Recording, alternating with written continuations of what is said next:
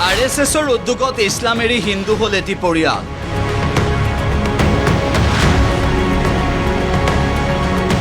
হাফিজ আলীৰ নতুন পৰিচয় ৰাহুল বড়ো।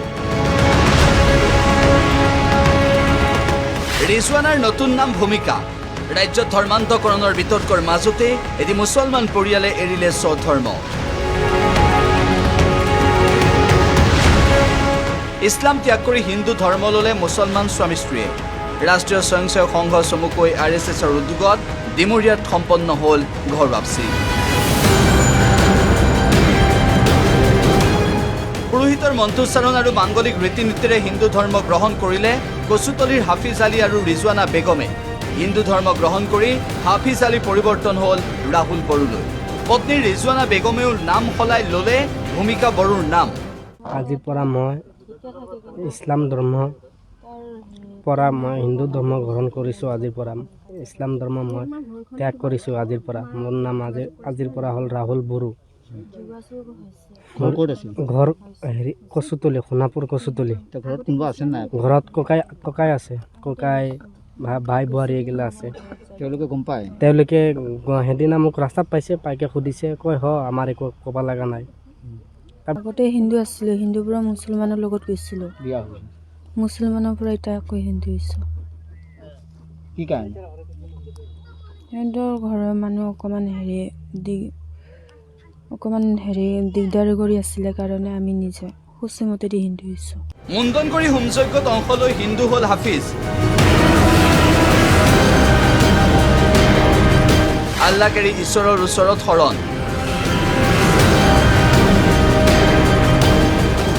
উচ্ছেদক লৈ সিদিনালৈ উত্তাল হৈ থকা সোণাপুৰৰ কচুতলীৰ হাফিজ আলীয়ে স্ব ইচ্ছা স্ব জ্ঞানেৰে হিন্দু ধৰ্ম গ্ৰহণ কৰে।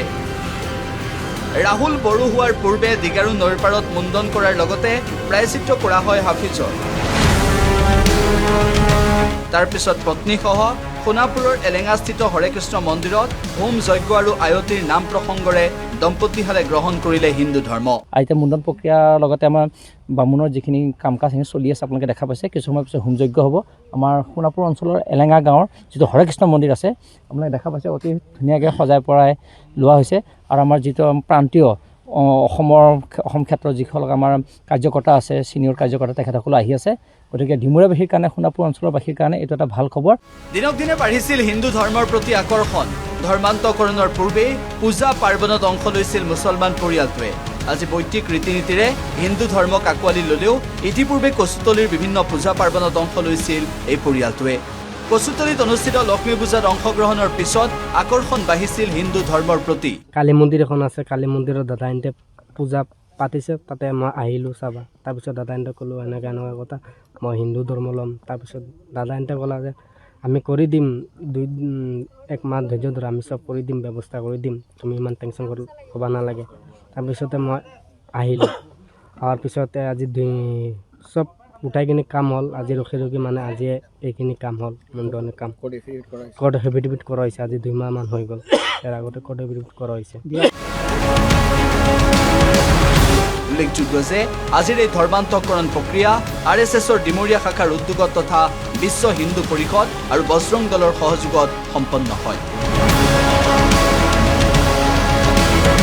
সোণাপুৰৰ পৰা পংকজ ডেকাৰ সহযোগত bureau' report, the news plus.